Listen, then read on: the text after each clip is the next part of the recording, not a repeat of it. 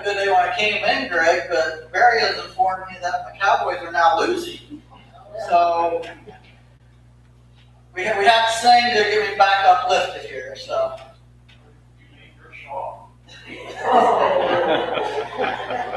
Bam! Go back up. But no, hopefully you guys have all had a good day. I saw some of you at the Ag Fair. Isaiah wanted to know why you two were there. I was like, well, they're enjoying their meal. I was like, why are you here? He's like, I'm just driving my go-kart. So, golf cart, I guess, not go-kart. But it was a good turnout. There's all down there as well. I think everybody had a good time there. I think they got a lot of money as well, different vendors and different things. So good turnout down there if you were able to make it.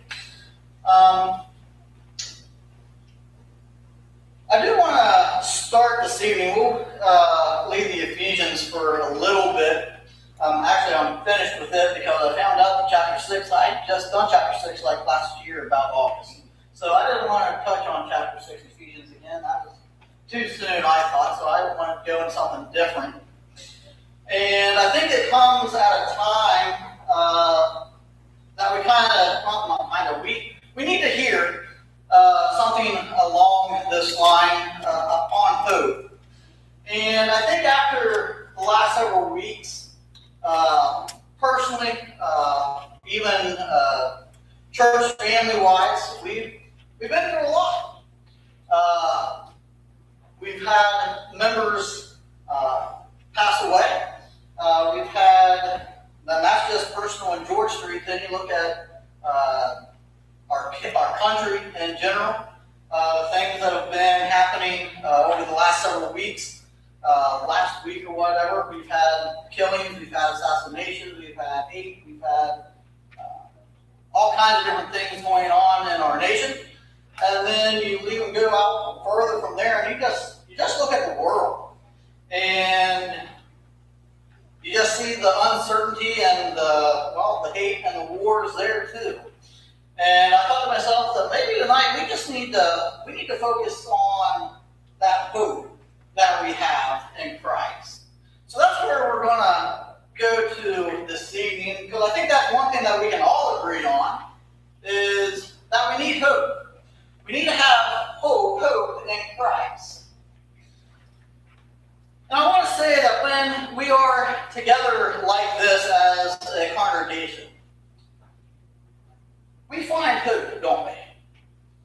When we're gathered with brothers and sisters in Christ, when we see a loved one across the congregation or across the hall or across the pew or whatever, we have hope in each other. We can encourage one another while we're here. And that alone reminds us that we're part of something bigger. God has a plan for each of us, something bigger than what we can currently see. And if you're here tonight, we know that we're here for a reason. And before I go to our lesson, I want to begin with a story. It's been a while since we've had story time with Anthony. So tonight we're going to have story time with me. So a man was attending a Little League baseball game. And of course you had all the kids on the field and they were playing their hearts out. You had some in the field, some in the dugout batting. And it was the first inning, and the score was already 16-0. First inning, 16-0. The man walked up to the dugout of the team that was losing, and he asked one of the little boys, he says, "Are you discouraged by the score? Have you lost hope in a 16-0 score?" And the little boy looked at him, a little puzzled at first, and said, "Well, why would I be discouraged? We haven't even gotten up to bat yet." You see, there's always hope that we can look to. You see, that is one way to view the challenges that we face in life. Throughout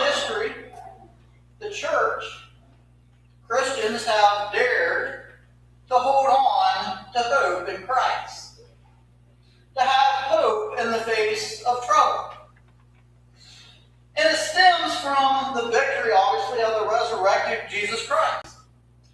When things looked the darkest in his life, as he hung on the cross, he knew it was far from over. When you see the tomb, he knew that would not be his resting place. He knew that there was more to come. He knew that he was going to defeat death. And he knew that he was going to come back to life and go to the Father.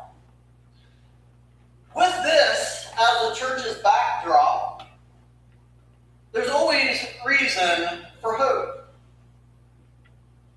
In the Gospels, Jesus was always offering hope to those that he came across. Whether it was a crippling disease that he walked upon somebody, if it was an oppressive government, if it was a physical or a spiritual hunger, or even the evil attacking different demons and such. Jesus would meet people right where they were. The characters that we read in Scriptures knew that if Jesus was present, there was hope as well. When Jesus was present, they knew that hope was present as well.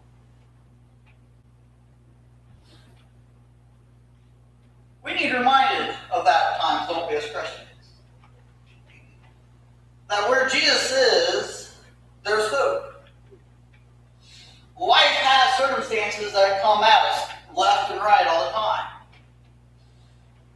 Sometimes leaving us feel helpless or hopeless even.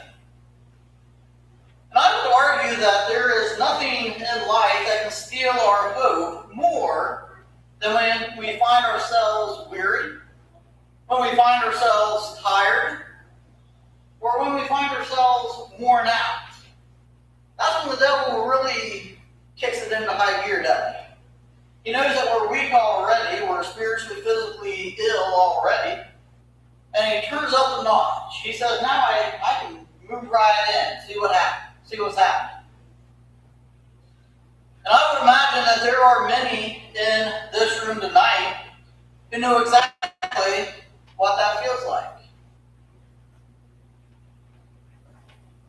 Waiting for a diagnosis, paying off bills that are a little bit tight, saving a marriage, trying to grow spiritually in our way of life.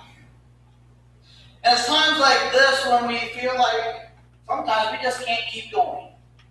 There's that hopelessness that we feel inside.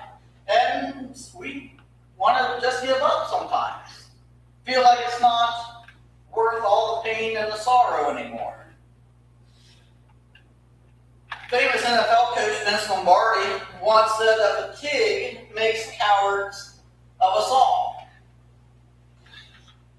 Jesus was aware of the tendency of people to shoulder heavy burdens.